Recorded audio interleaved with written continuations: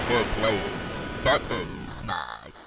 Hello, everyone, and welcome to yet another exciting Smash-tacular. Oh, that's a good one. I'm going to use that one later. Good one. Episode of Button Smash. Yeah. Yeah. All right. Tonight, we're going to be talking about the latest news and events that have been happening throughout the week. We got Star Wars Squadron. It's not called Rogue Squadron, Greg's brain. It's just Squadron, like I've been calling it terribly this I've been whole doing time. that too. It's, Yeah. It's weird. Maybe it was called that in the other universe. Mandela effect. All right. Is it good? Is it bad? Is it even worth checking out? You're going to find out more about that this episode. Nintendo is, some might say, drifting into a class action lawsuit. And by drifting, I mean it's like, yeah, there. They're there. Freaking Joy-Cons. That's we got that PS5 Breakdown video and so much more. But first, let's see who's joining us this week. We have Dot Chris. Pew pew. Pew pew. I was not expecting the second one. I was definitely not expecting the third one. Listen, I gotta give people what they want. That's fair. More pew pew. There's a fourth one. TV's Casey. It's a me. Jay's Mac. What's up, you little piece of Was not expecting that either. Was not expecting that either. The Bad Coyote Funky Sergio. Hey, welcome everybody to the best video game podcast in the world. Thank you everybody who's been tuning in live on twitch.tv/weareroguematter, on all of our social medias, listening to our podcast, everywhere you can listen to a podcast. We love to see you come back for more. Thank you for being here. And I'm your host for the evening, Booster Greg. Now that we've gotten all of that business out of the way, we have so much to talk about. We cannot waste any more pews. Let's talk about Star Wars Squadrons. Now, I have not picked up this game. I'm going to be fully transparent with everyone. I do not enjoy as much this part of the Star Wars universe as I do, let's say, the Force Unleashed or the Fallen Orders, where you get to be the Jedi or the Sith and you just get to force things around all day. So this one I was kind of hesitating on. I know Serge did not hesitate on this. So I want to know, what were your expectations just based on the trailer, based on the hype, really going into this game? Now, Star Wars games are few and far between good, excellent, bad, right? So this one being announced right off the bat as just a flight game, I was kind of nervous. I was like, I mean, Jedi Fallen Order was pretty good. Battlefront, from what they did, updating the game over time, got better. But this one just being a pilot game, I was kind of like, I don't know how well that's going to do, but I'm interested. I like flight games. People know that I like playing a game called Star Citizen, which is still in development over a decade, a century, an eon, but it just harps on like space combat and like space flight and a space MMO, so they have really good controls. But for this game, my expectation was it's going to be a pretty fun ride, arcadey, nothing too serious, just pick up and play. And over time, they released gameplay trailers, multiplayer trailers, and a really cool story cinematic with one of the main characters of the game. Chris, what were you expecting when you first saw it?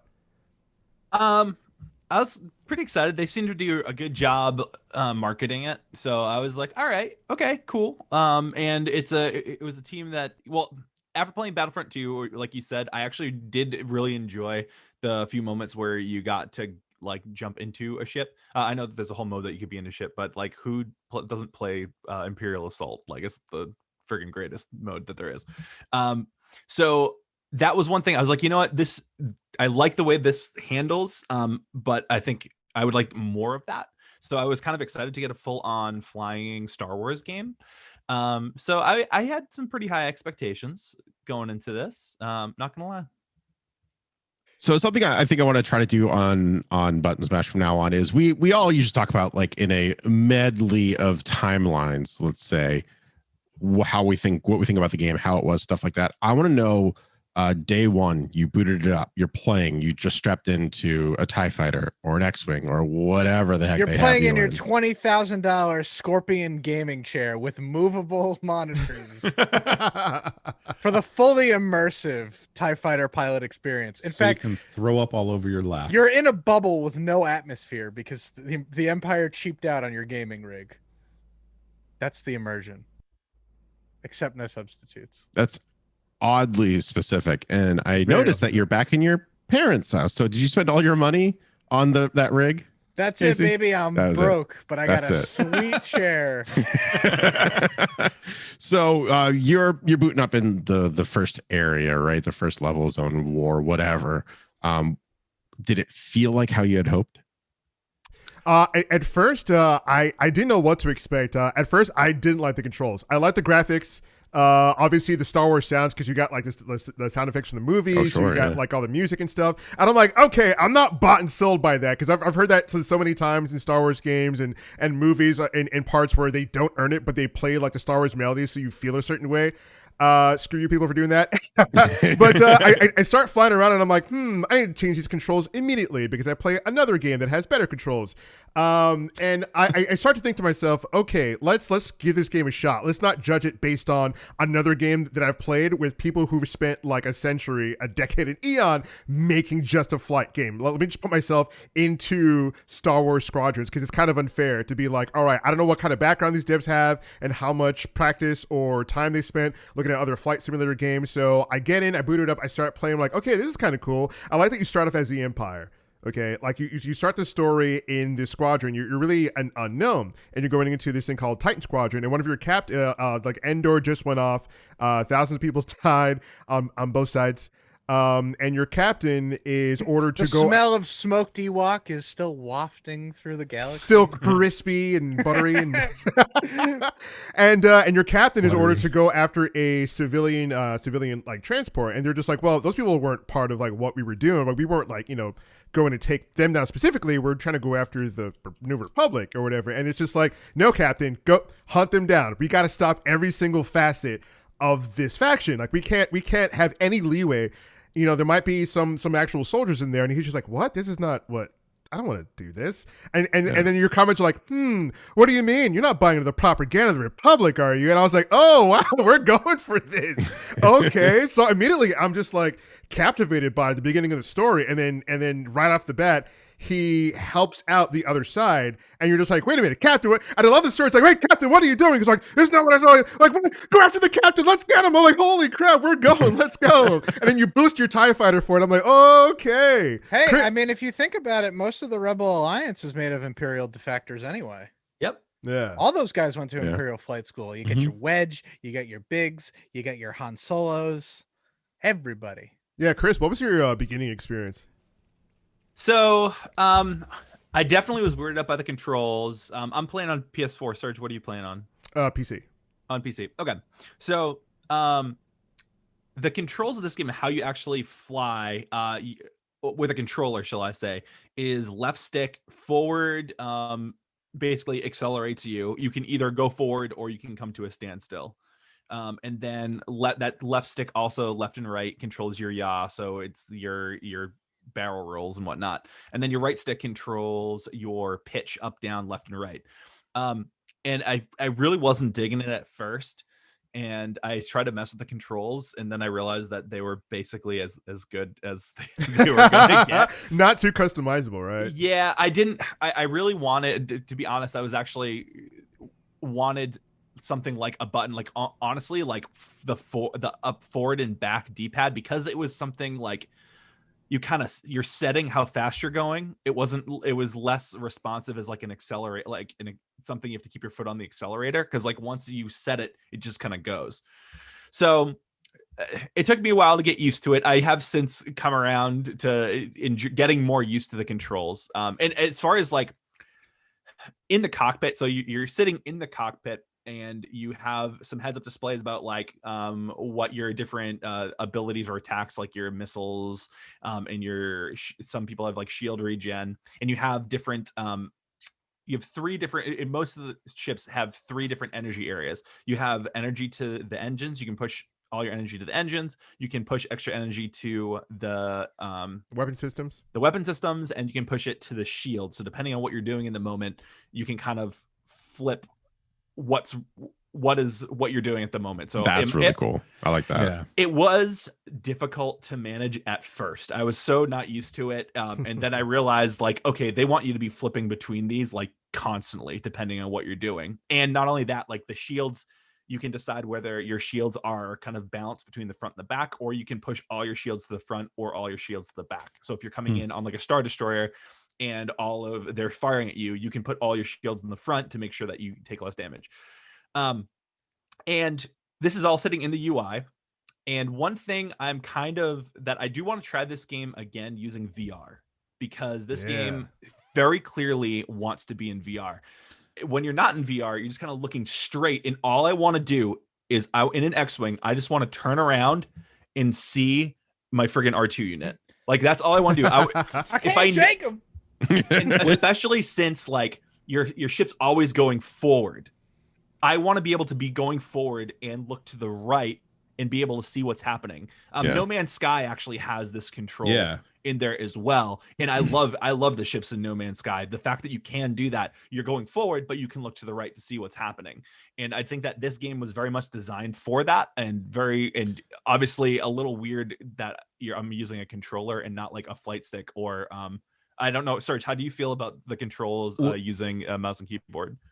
Well, real quick, do you think you mentioned VR? Do you think that they cut out like do you think they made shortcuts in the game to kind of optimize for VR? Like, do you think there are some things that they kind of were like, oh, we don't have to worry about this because it's going to be in VR? I feel like some games that go in that direction lack in either graphics or functionality because they're like, yeah, it's just going to be made up in VR. People don't have like this high expectation. So it's going to look a little less nice than what we could have done. I think for this game, they definitely don't skip on the graphics. Like they're very high, especially that like since I have a 2070 Super, I play it on. All right, take it easy there, Flex Armstrong. Got my Super. Hey, birthday present. So I play on Ultra Monster settings, and it's insane. This game is insane on Ultra settings. So, but instead of taking things away, I do think they optimize it for VR. What I mean by that is I can see where you looking around can help, because at a certain part of the game they give you a hint where you can like double tap a button so you can look around yourself, whether you're using your stick or your mouse. And I'm like, oh, okay, so they. What? I don't know if you missed that. That's what I wanted. I'm so mad now. I'm going to look at the damn controls. Yeah, at one point they're like, oh, like the double tap L on keyboard, and you can like look around and kind Chris of like has a been playing with a Do a handicap. barrel roll. Yeah, dude, like that's the first thing. Whenever I get into like a new ship they introduce you to, I just barrel roll. Like for whatever reason, I just barrel roll. You have to wisely. Yeah, you kind of have to. And I would love to play it with the ultimate, like just VR and like the HOTAS, like the actual joysticks, because I hear from everyone like the Star Citizen enthusiasts that I follow, they all have like their crazy setups, right? Some of them have foot pedals, they all have joysticks, and for those who are playing this game, they're like it's like in a completely different game, playing a mouse and keyboard or controller, playing with those joysticks. So I'm just like, okay, I want that ultimate experience. I haven't hooked up my Oculus yet, but I do think that it's some parts I can see where it's made for, because of the way they set up scenes, the way things fly over you, the way the HUD is set up. It's definitely meant for you to look down real quick and do different things. Like Chris was saying, when you switch over different systems, like if you're flying in to do an attack run, you have all your weapon systems like powered up to the max on your boosters, and then you switch that over to your weapon systems so you can do more damage. And I think that's really cool. So as I'm flying in a TIE fighter, you're coming up to a ship, you boost really quickly, put all your stuff to an engine, then when you get closer to your target, switch over to your weapon so you do more damage. An X-Wing starts flying in, those suckers. You can actually target, and a cool thing about this game is like you can target things and tell your squad, since you're in a squadron, to attack certain things. So if you are being chased by an X-Wing that's directly behind you, or a TIE fighter directly behind you, you can hit a button, target whatever's behind you, and tell your team to go attack that. That's for cool. You, and it's so cool because your team's always flying information, so you kind of see them like in your wings, and it's kind of awesome. I do think there are times where there's a lot of controls going on, and when you're in the heat of battle, you kind of forget some, even after like playing for hours. And one thing I don't like about the game is that there's no clear direction of what you should do at certain points. So there's one mission in which you are you just kind of got like pummeled but by the New Republic. You're playing as the Empire, and you're on the Outer Rim. And you're coming to this outpost that's controlled by the Empire, and you're trying to take some of their resources to go back into battle. But the commander there is just like, no. You help me with what's going on here with the rebels, and then I'll tell you what to do next.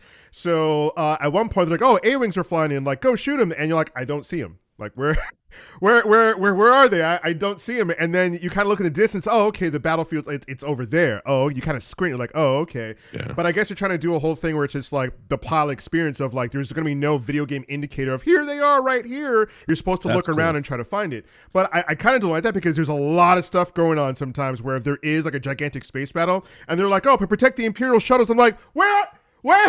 So, there's so much going on.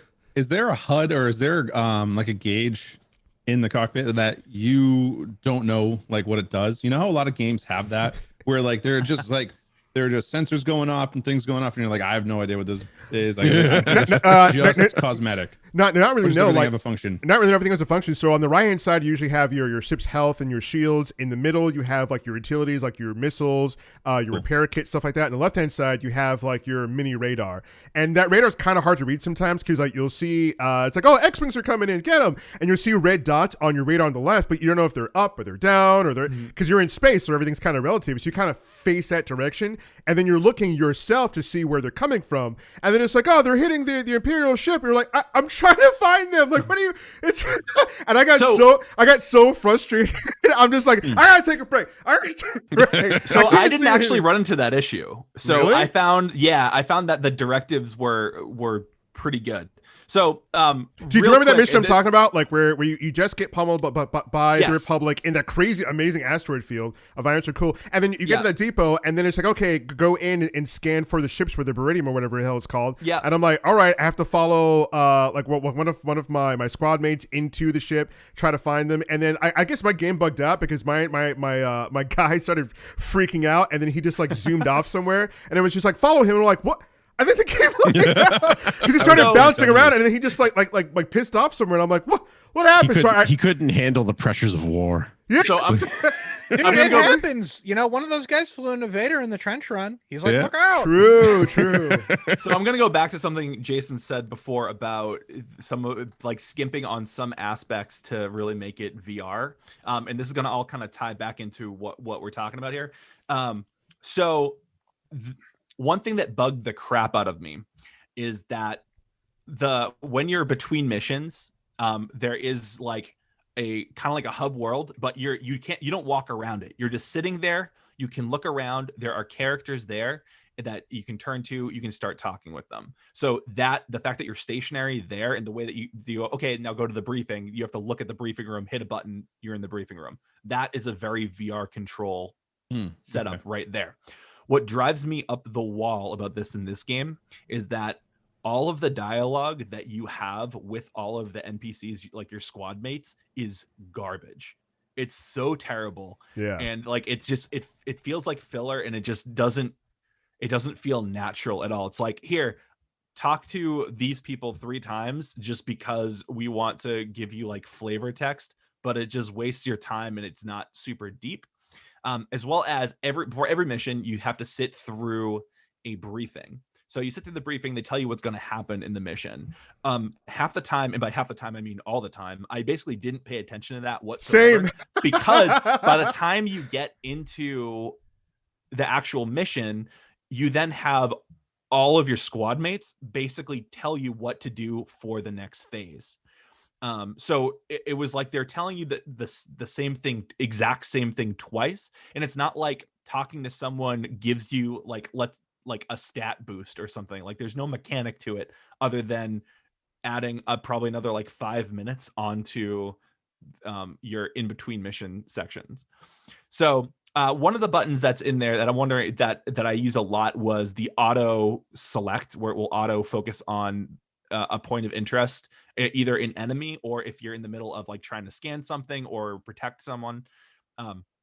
You would hit a button and like in the mission that Serge is talking about, it actually would focus on something that I had no idea I was supposed to look at. Like if I didn't hit that button, I would have had absolutely no idea what they were telling me to look for. I need to find what that button is on PC because I need that. Because at one point it's like oh, okay. Because at one point it was just like, oh, scan the like the freighters, but you need to scan. But there's like 100 different freighters, and you need to scan a specific one. And I'm like, what? I'm like, okay, I'm scanning this one. Okay, I'm trying to scan this one, and it's like, no, there's like one specific. I'm like, that's dumb. That's so dumb. There's so many.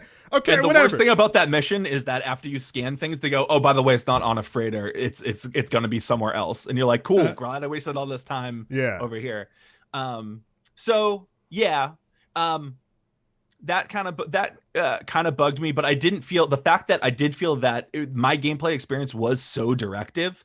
I felt like the fact that they try to put in the story and talking to people like got in the way of same. Yeah. I was just like, all right, just put me in something I want to fly.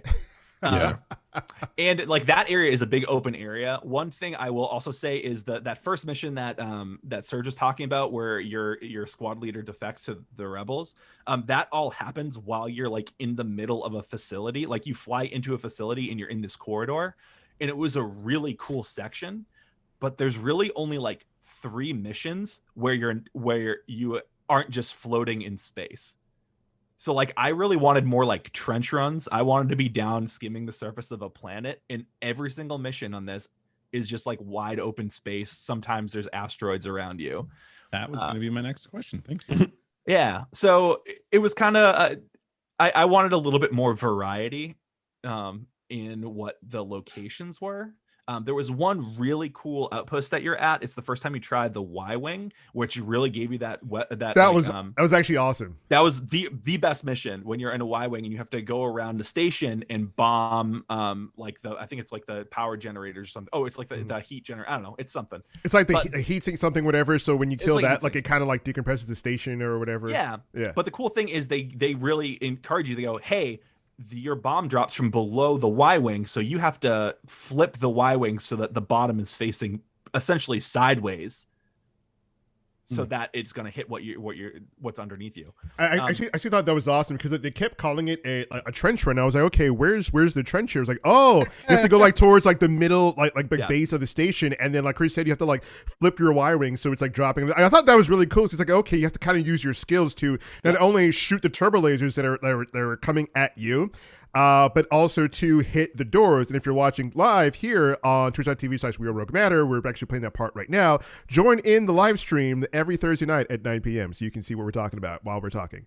But yeah, I thought that was like really, really like innovative. And I like those parts of the missions where it's like you need to do something actively with your cockpit or with your ship in order to complete the mission. Okay, turn it sideways and then drop stuff from below, as opposed to a lot of the missions I find, at least from when I played, were like Destiny, where it's just like reach objective, fight waves of enemies, reach another objective, fight waves of enemies. Escort missions. Way too many escort missions. Way too many. Escort this Imperial thing, escort this thing, escort, and then like there's waves of enemies coming in. I'm like, all right, so the missions like these where you're the Y-wing bomber, I think were really neat, especially that you had to take down this station in parts. You had to take down the satellite dish, you had to take down a couple different arrays, and you had to help like a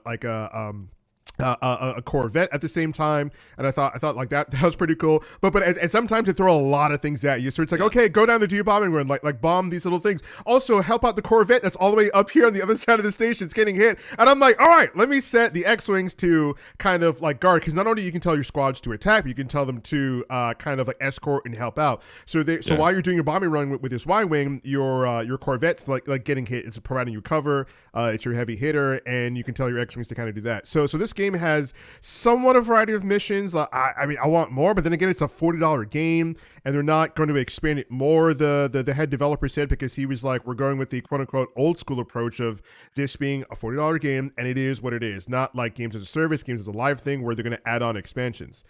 AKA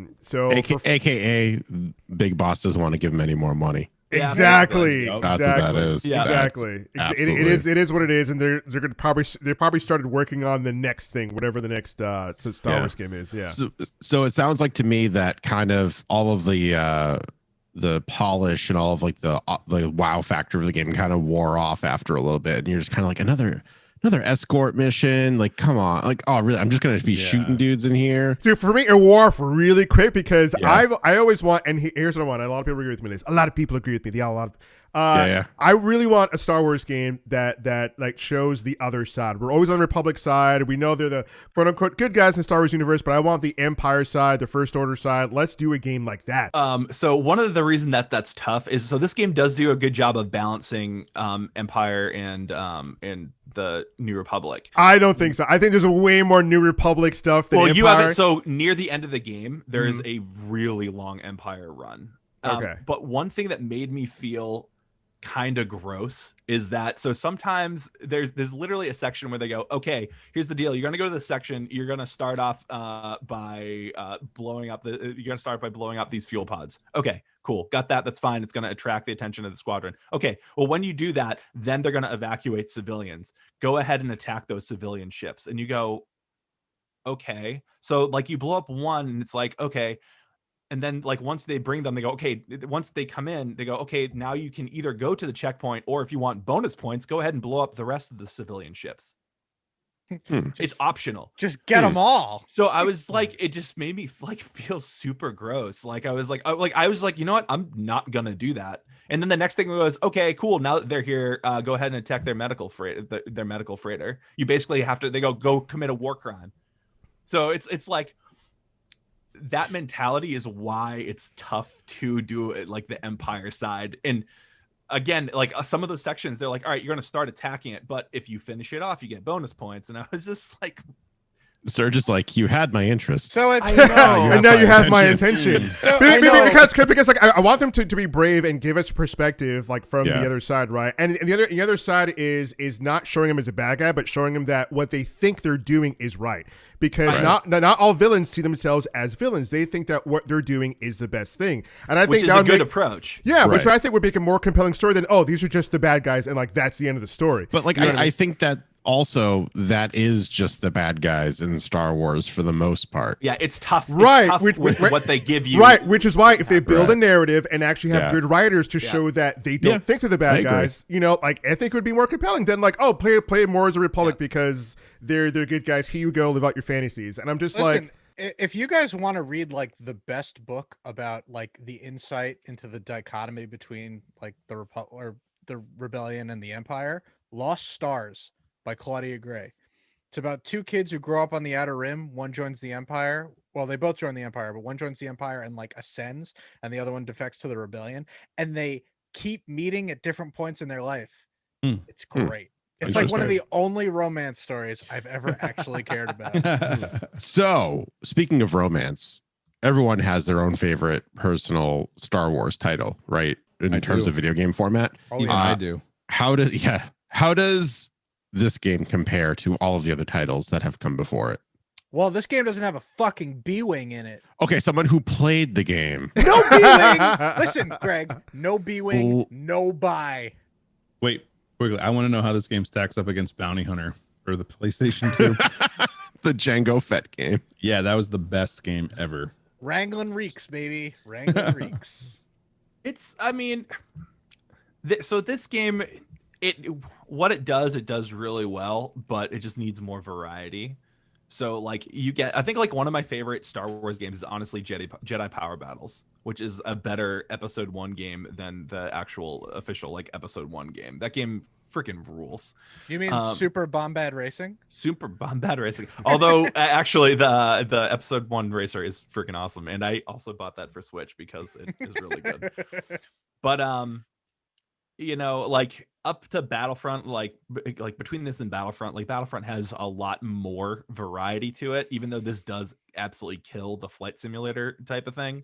I don't know, man. I definitely, I don't think it's as good as some of the stuff that we've seen. Yeah, what about you, Serge? Yeah, it's hard to compare to the games too, since this one is just a flight game. Because I really liked Star Wars Battlefront 2 from back in the day, like the OG one. Like I love competitive games. I love like hopping into a battlefield with real people and just like the simulations. Yeah, and like you know, getting to be like Darth Maul, getting to be like one of the other heroes, and just like slicing people down and just going through the battlefield. So I haven't played the Chris, have you played the multiplayer? So I did play a little bit of the multiplayer. I will tell you, this game is definitely designed to be multiplayer. Okay. So I've only done the dogfights so far. I'm not 100% sure what the other mode is, but they lock you out of those modes until you have gotten your wings, right? Until you've gotten comfortable on there. Those areas, kind of like Serge said, that where it's tough when you're playing the missions, you have all these objectives and things to do. Once you pull out of those objectives and it's just like, cool, just take out these guys, just have fun, take out these guys. If you die, like, you're gonna respawn. It is much more enjoyable having that freedom, and the areas you're in are much more wide open. So I know I complained that there wasn't like a variety in the areas. In fact, I will say that the very last thing that you do in the campaign is the most fun that you will have in the entire campaign. Okay. It's an appropriate trench run.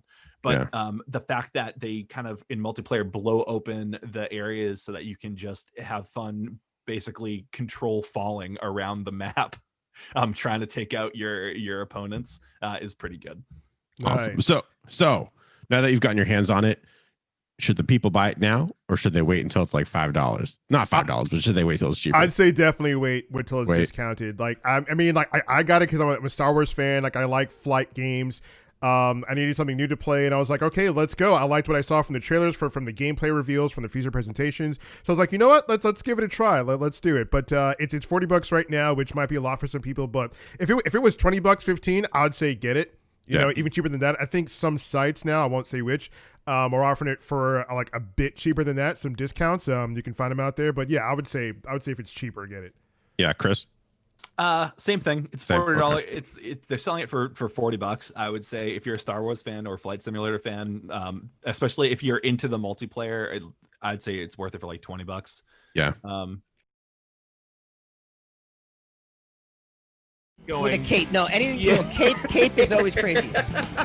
Cape is always crazy. Look, there are clowns walking the streets right now. Right now. There is no one dressed in a cape. Rogue Wave Podcast, the frequency for all things pop culture and the disruptors behind it. Streaming every Wednesday night, 8 p.m. Eastern on Facebook.com/Rogue Wave Podcast, and available immediately following the live stream wherever major podcasts can be found.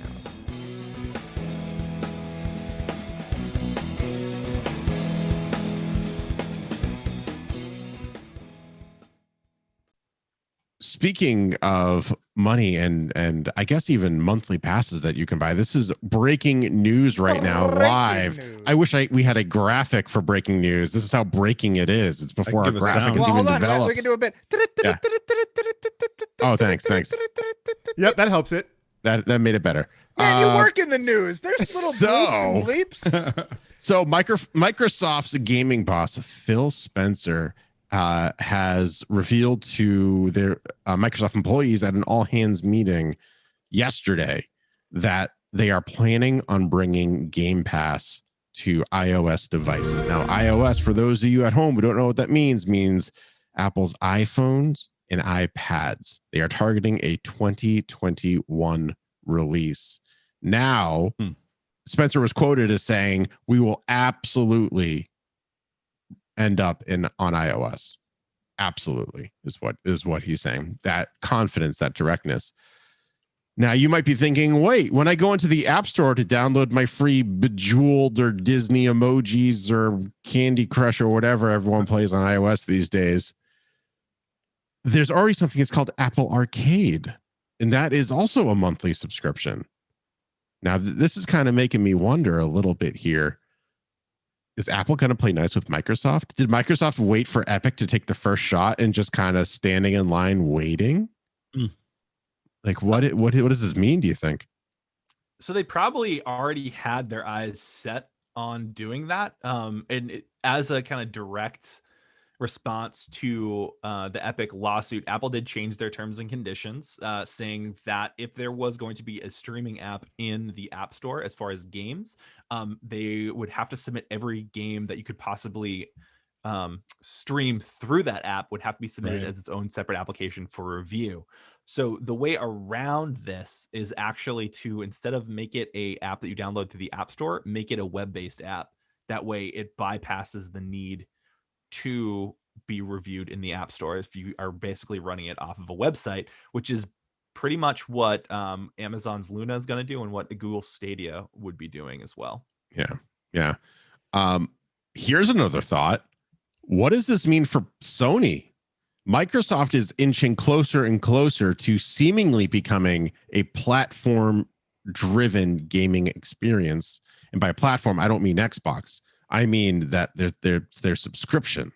Like this is what they're going for. Their platform is now seemingly going to be Game Pass. So do you think Sony has anything to worry about? Nah.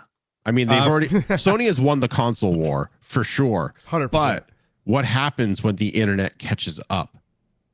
Yeah, I don't think that they're going to have a problem this go around, right? But I think for next whatever, right? Next 4 years, 5 years, whatever it is, I think they are going to have kind of a problem, right? Like they are focusing on the hardware. Microsoft is digging deep right now into the trenches of having, a good place to be for, this stream kind of like subscription based gaming. And I think PlayStation's going to have a problem trying to catch up in a couple of years. The console wars, which is where they're going to go ultimately. So the as much as wars have begun. The streaming wars are already beginning. That's just for Netflix and Hulu, essentially. Where we kind of joke and meme on Microsoft for like just kind of giving up the whole console things. Like maybe it's a smart idea on their part, and they're just like, yeah, we get it. We know when to quit. This is how we're going to go about doing this now. So yeah, for sure. I just keep on thinking about how viable Game Pass is, and PlayStation's just like, oh yeah, play our old games from last generation when you have a PS5 for free. Right. Oh, not for free, with your usual yearly subscription. So it is kind of like right now, PlayStation 5 is winning, but I feel like next generation or the one after that, it's going to be all services, and that's just going to be the way to go. Because if these games are getting more expensive, because they should be, because the developers need that income, essentially, those extra sales, like they put in a lot more time. Chris talked about it a few episodes back, how games are becoming longer in their development cycle. They're becoming more expensive to make, and they're still charging $60 since what? Super Nintendo, something like that. So now that they're getting up there in price, it's going to be kind of like I don't know if I can afford $70, $80, $100 for a game. It's just standard edition, but for $10 a month, $15 a month, sure, I'll play that game, no problem. So we'll kind of see. That was just some breaking news. There's not too much more information on that, as it just did kind of hit, but we will be this. Oh, this is my news audition. We'll be sure to keep you up to date as soon as we have more information. There you go. You're welcome. That was my newscaster voice. That's my whole 10 minutes in my lifetime of watching news coming to fruition. All right, moving right along. Some other news from another famous platform. Nintendo might be getting themselves into a little bit of a sticky situation. Did you get it? The stick, the Joy-Con stick drifting. You're welcome. You're welcome. Casey, tell us about this. So it's not often that my real life and my video game proclivities tend to coincide. In another world, I work with things like complaints and class actions in law. So to see Nintendo get slapped with an actual complaint that comes up in my work feed, it was outrageous. The plot of this story: take an 8-year-old child and an overbearing mother who is like, why are controllers $80? In 2018, this kid, known as MS in the court documents because he is an 8-year-old minor, bought a Nintendo Switch, and he played it so much that within a year, his Joy-Cons burnt out and started to have Joy-Con drift.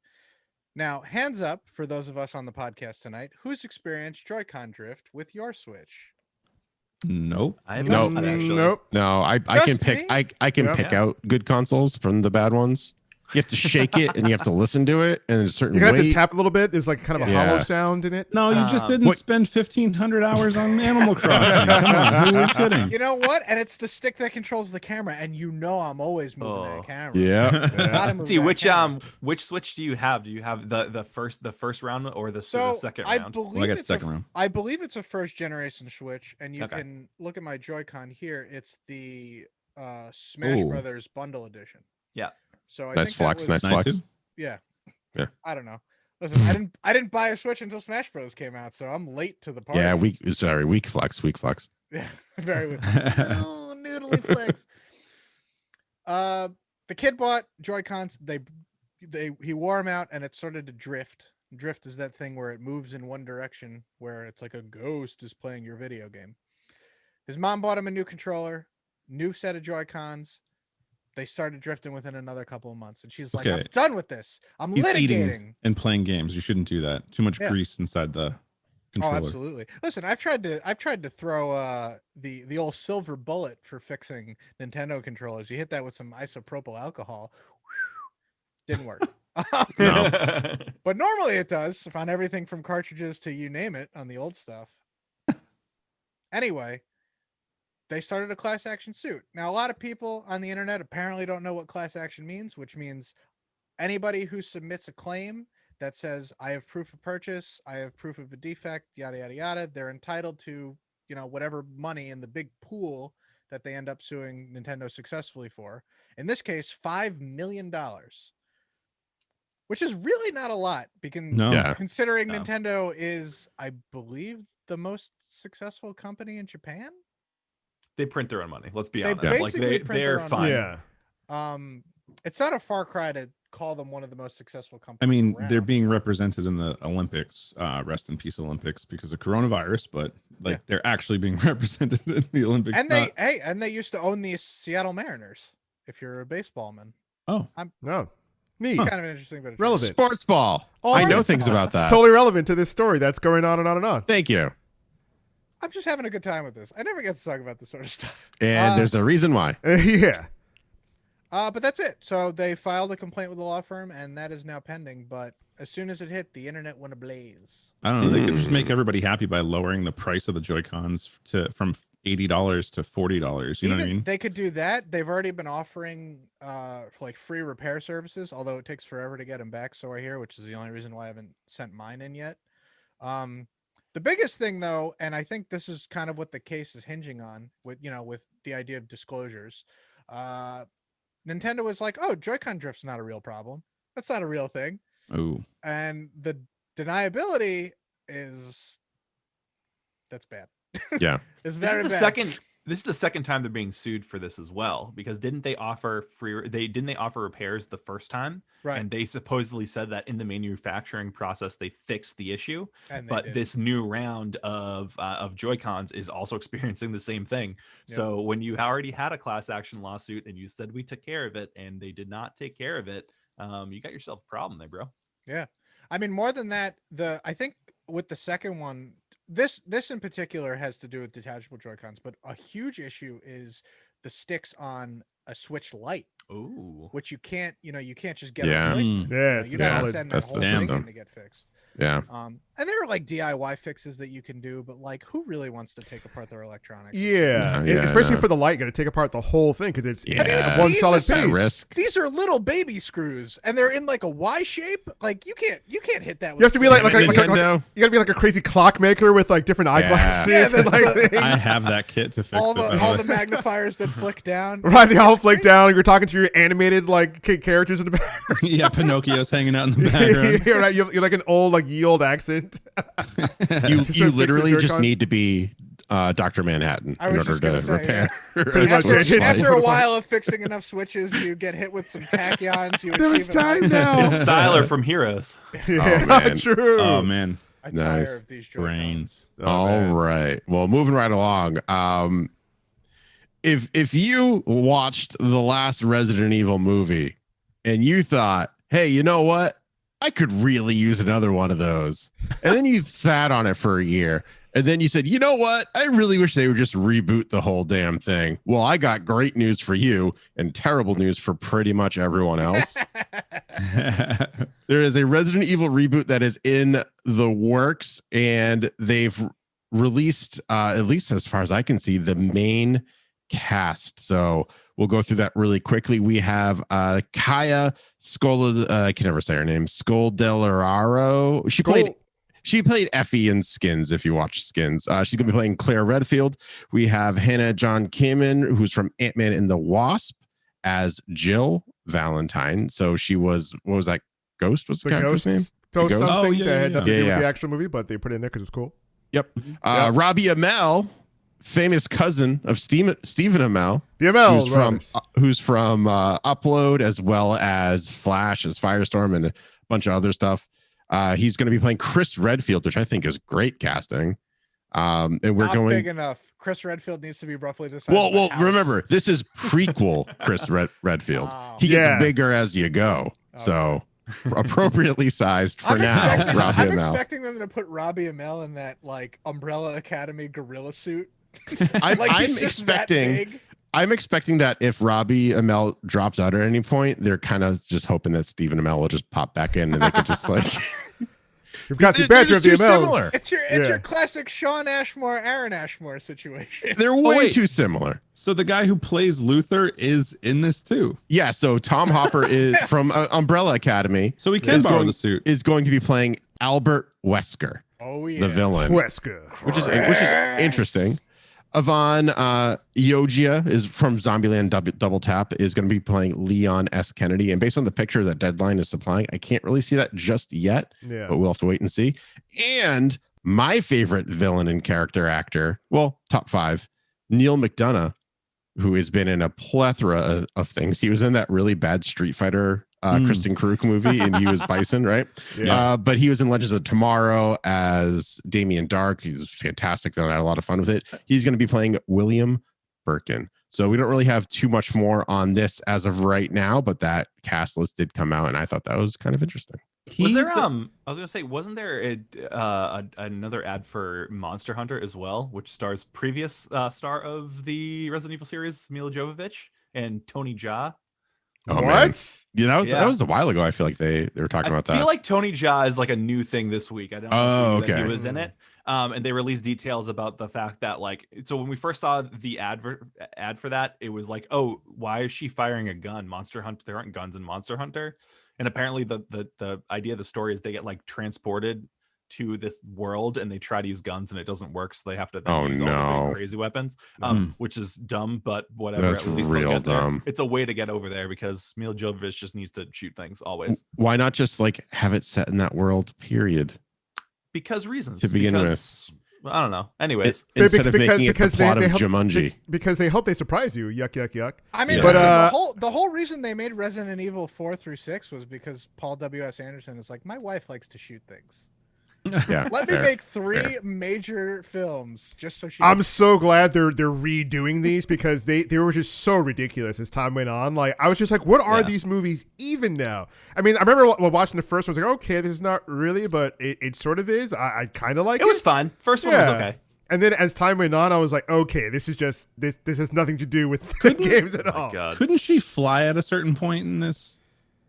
Yeah, Like- yeah. She was like a super soldier, nothing to do with the games kind of thing. She could do any and everything. It was insane. Yeah. It was absolutely insane. And there's a fan base for it. People loved it. Like those movies made money. That's why they kept making them. Yeah. There was an audience for it was God. I don't even know. Like I do have friends who were like excited to hear this news, but at the same time they're like, oh yeah, I Why? remember because like they remember going to the movie theaters to watch each and every one of these movies. We're never going to the movie theaters for the rest of our lives. So just like give that Yeah, up.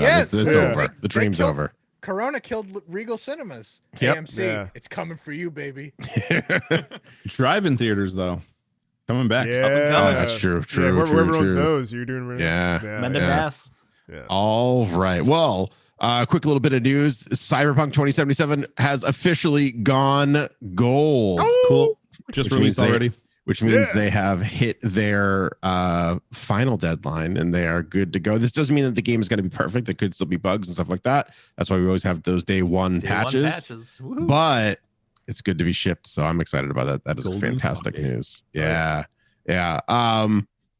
Sony released a PS5 teardown video. And what I want to focus on this particular conversation is how it goes from vertical to horizontal mode. Very Oh, slowly. Oh, you just place it on its side, right, Greg? Yeah, No, just like just the place it on your PS2. side, So- forehead. so Yeah. Smile. do you remember last generation when Microsoft was like, oh yeah, you can let your friends borrow your games by doing X, Y, Z, 1, 2, 3, hokey pokey, turn yourself around. That's what it's all about. And then Sony was like, this is how you let your friends borrow your PlayStation games. Here, you can borrow this. Microsoft took that exact same shot here. It was hilarious. The tweet was taken down later, but I did They catch took it down, really? They took it down. Yeah. I saw. Yeah, I couldn't find it again. But they were just like, so Sony releases this video, right? And they show the HDMI ports, so the ventilation. They take it apart. They really do. And he's the gentleman who's kind of demoing this whole experience shows the bottom. What do you want to call it? The base. The base, yeah. And then takes like a camera screwdriver, as far as I can tell. It looks I know like a butter knife, dude. No, that looks like a. You can. It's the biggest friggin' flathead I've ever seen in my life. Is what you can unscrew with a nickel. Okay, but like, so he has to unscrew it, and then he puts the screw in the base, and then he like turns it like you would a combination lock, so you don't lose it. I guess I don't know. Takes out a different screw, puts that in. It's just like very confusing. And granted, one would assume that you're only going to be really doing this once and you're going to keep it that way, maybe twice if you're. People are going to figure out like which it just depends on how your setup is at home, right? Are you going to have it vertical, like just so you can have this like crazy piece where people come over your house and be like, what the hell is that thing? And you're like, that's my new PlayStation 5. Yeah, which is exactly why they have it looking like this crazy skyscraper, like Bugatti, like Ferrari looking thing. So people, so people come in your house and just like, what the hell is that? It's like it's a PlayStation. It's like a conversation piece. To be honest, everyone's gonna know what that is. Like it's all over the news. It's everywhere. Like everyone's gonna know what that Muggles Muggles like they don't underestimate Muggles who don't know anything. Ordinary Dills dishwater people who are just like, what's that thing? Oh, it's PlayStation 5. Oh, I've never seen it before. Blah. Real quick, you do know that all these PlayStations are modeled after actual like architecture, right? Really? Like skyscraper. Yeah, if you look at the PlayStation 4, the PlayStation, this one's in Dubai, but the PlayStation 4 is modeled after the John Hancock building in Boston. The PlayStation 2 is modeled after the Sears Tower, I think. And then PlayStation 1, I don't know what it is, but you know. How did we get here? Thanks, Jay. Apparently Dubai. Classic. Thanks, Jay. But I'm impressed with some of the specs here. So as they were taking down the PlayStation 5, they were talking about the specs. So we got a couple different things here. It's running on AMD everything, which surprise to me. I wasn't expecting that.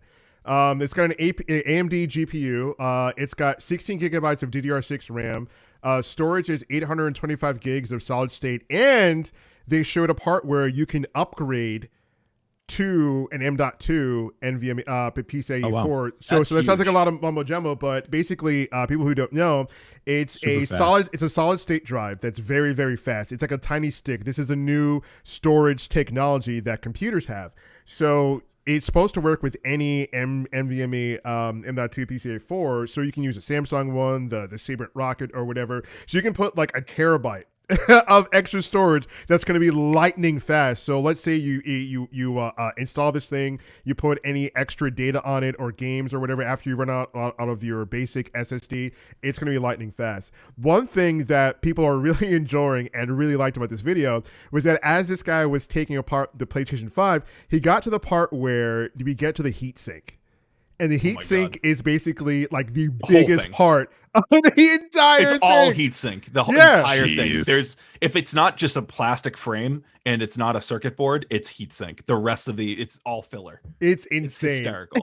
It's absolutely insane. You're just like, no wonder this thing is so big. And it's so funny because like people were juxtaposing this to the Xbox also took apart their console and their heat sink was like this tiny square, this little thing. And they're like, oh, look at this little heat sink. And it's just like, and Xbox competitions with like laser thermometers being my god, right, dude, which one's hotter? Xbox fanboys are already like, it's not about the size, it's about, you know what I mean? A little about the size. Yeah, sure. I bet you hear that on a regular basis. Tiny fridge console though. Yo, did anybody else get super stressed out looking and watching at this because like you want a PlayStation 5, but then here they are just tearing one apart? Yeah, you know? it's like that could be mine. It's Why up are you there doing with that? those clowns that wait in line all day for an iPhone or a PlayStation, and they're gonna get one, and then they're gonna smash it in front of everybody, and then I just want to break them. Oh, I remember when people did that. Was that with the PS3 or PS4? I think everything. It's been with everything that's been released in the last like 25 years. I feel like at this point. Because I remember when the PS4 came out, Monsters. I remember seeing a video of that. Like there was a long ass line, and so some guy bought two, one for himself and one for him to just smash in front of everybody. Yeah. I was like, wow. That's a flex. Also another feature people are memeing is that a feature of this thing is it has liquid metal. So for whatever reason and for whatever technology that does, Which one is that? It's Terminator technology. The T1000. T1000. The T1000. And people were just like, Hilarious. wait a minute, what? It's got liquid metal? Okay. Robert Patrick, is that you? Yeah, and first the guy just got, he's like, yeah, there's liquid metal in here technology. Anyway, moving on. It's like, wait a minute, whoa, Liquid what? metal gear. How's Isn't that Wolfie? Isn't that all metal Foster before you just PlayStation actually is put it dead. into its cast? Like Before it's cooled. Yeah. before it's cooled. Mhm. Now, I wonder how long until people just start taking it apart just to get that liquid metal, just to like meme or do like experiments on it. Taste it. But yeah, Tide pod it. right? To see if it's actually liquidy or something. Yeah. But yeah, it was so odd. They barely touched upon it, but it's like, hey guys, liquid metal in your console. Anyway, moving along to That's the part that came from Megatron. You know, like Michael Bay's Transformers, where all technology just comes from Megatron's corpse. Oh my God. Yeah, that came from Megatron. Yeah, you're welcome. All right, we got to talk about what we've been playing, starting with Chris. All right. So I have been playing Crash Bandicoot 4. It's about time. I talked about, I think last week, about how I played the demo, which I thought was very difficult. And while this one definitely ramps up, so it starts at a nice, reasonable pace, I'm definitely at the point of the game that likes to completely kick my ass. It's still really fun. It is, the new mechanics are great. All the different masks allow for like really fun gameplay, but it is very difficult game. So that feels good. Funny story about me being in the middle of playing this game is in Massachusetts, we had some fun windstorms. And Yeah, we did. So I miss all these. there was we don't, like, our house doesn't lose power very often, but we did have it kind of flash out. And then later in the night, I went to go play. I turned on my PS4, and because it was in rest mode, it then got shut off. So it had to go through its check. And when it went through its check, it said, "Oh, we cannot initialize the operating system. You need to Damn. reinstall." Oof.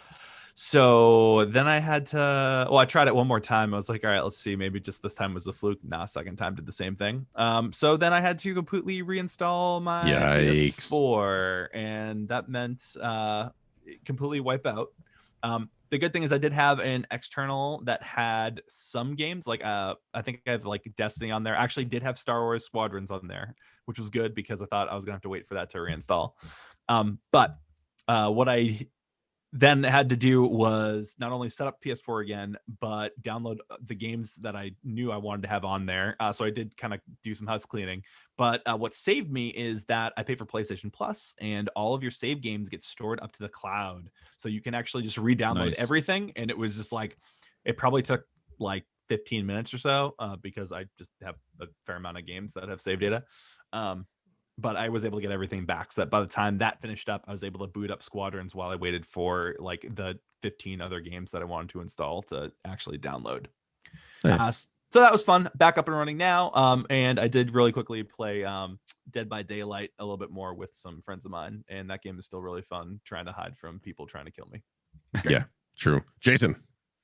I've been playing Hades. I took a break from Rust, believe it or not, guys. This is 2 weeks in a row. I know. It's lined up. I'm playing Rust. Like, you really have to play with a friend, you know. And a buddy of mine, our schedules don't really line up all that well. So I just kept playing Hades, kept dying a whole bunch.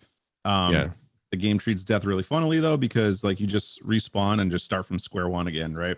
You do power up over time slowly to become stronger, so you can get further. I got further than I thought I was going to get after like probably the 50th try. I wasn't expecting much out of this, but then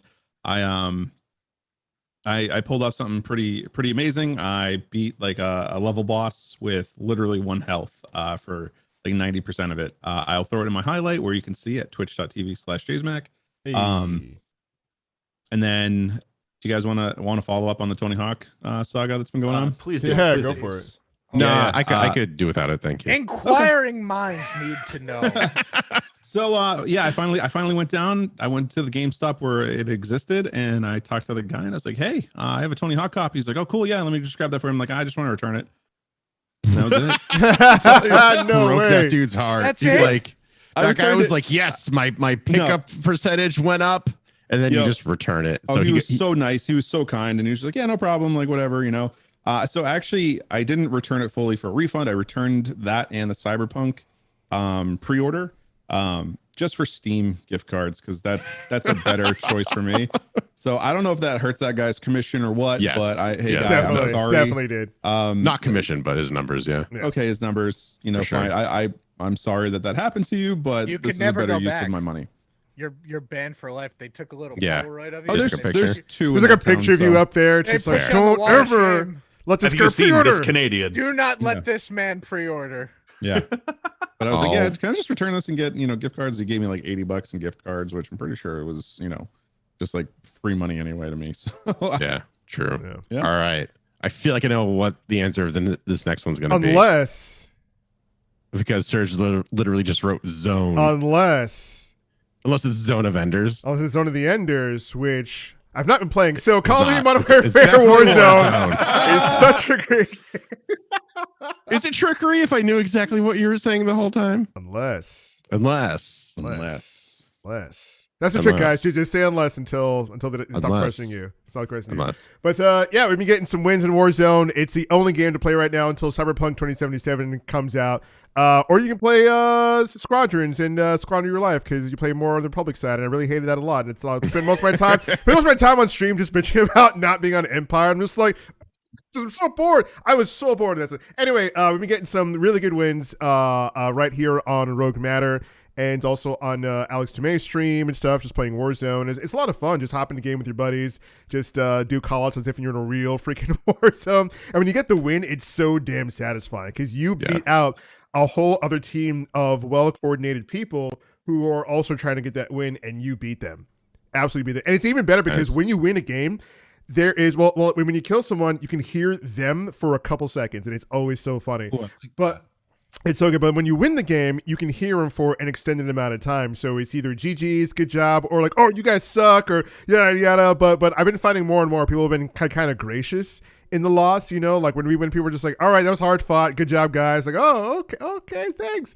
And then you get one guy on the team who's like, nah, you guys weren't anything. Yeah, we won, blah blah, whatever. Even though I've even never though we heard lost. anyone, by the way. I just want everyone to know that. I've only played a few times, but not once have I heard anyone We talk. definitely have to play sometime. I'd love to get in your lobbies. It'd be pretty interesting to see what's going on.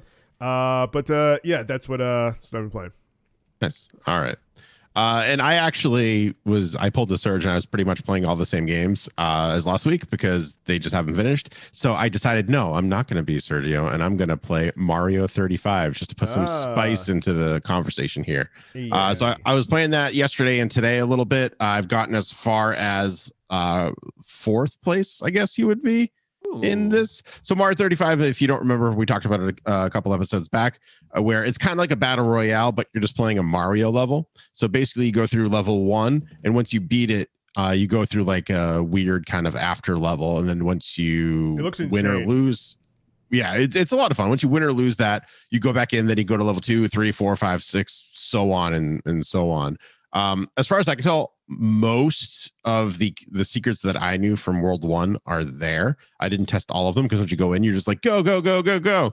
The commercials make it seem like you have to be a little more faster paced than you normally would playing Mario. I found my usual Mario pace was pretty suffice for this game. Getting used to playing Mario in like an NES kind of way is definitely interesting because there's some slight drifting that's going on. I guess Nintendo just loves their drift because the jump is way yeah. different. Yeah. You got way more control, and it's a little hot. It's bouncier overall. It just feels weird. Yeah, it feels very floaty to me, just kind of the whole game. But it is a lot of fun.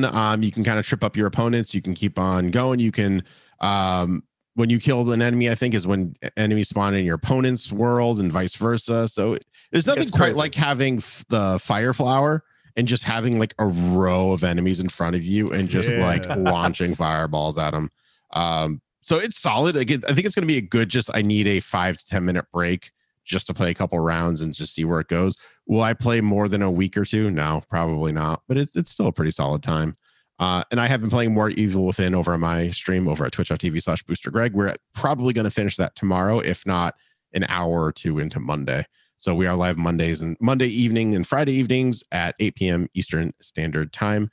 So stay tuned for that tomorrow. And it's Evil Within's a great game. I don't know. A lot of people are like, it's not horror-y, it's too action-y. And I'm like, that's not bad. It's just not what you wanted. It's not the original Resident Evil. And it never really claimed to be. It did stop being scary, but like, whatever. I'm okay with that. That's just the way these games are. That's the way Resident Evil 4 was, pretty much from 4 on was, including Resident Evil 7, which is primarily horror.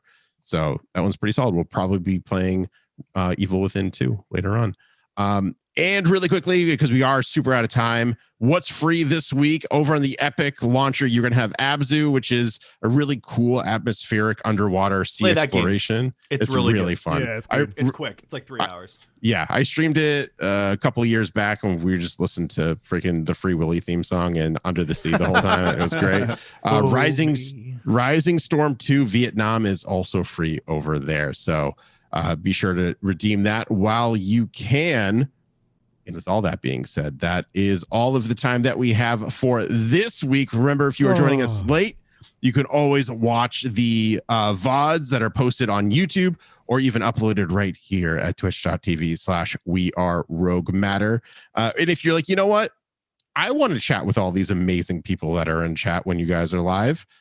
How can I do this? I forget. I'm here and I don't even know how I got here. Well, my friend, let me tell you. This isn't my beautiful house. This isn't my beautiful wife. It's Jason. Hi. You can join us. You can join us over at twitch.tv/weareroguematter at 9 p.m. Eastern Standard Time. So be sure to find us wherever you find a podcast. All right, everyone. Have a great night.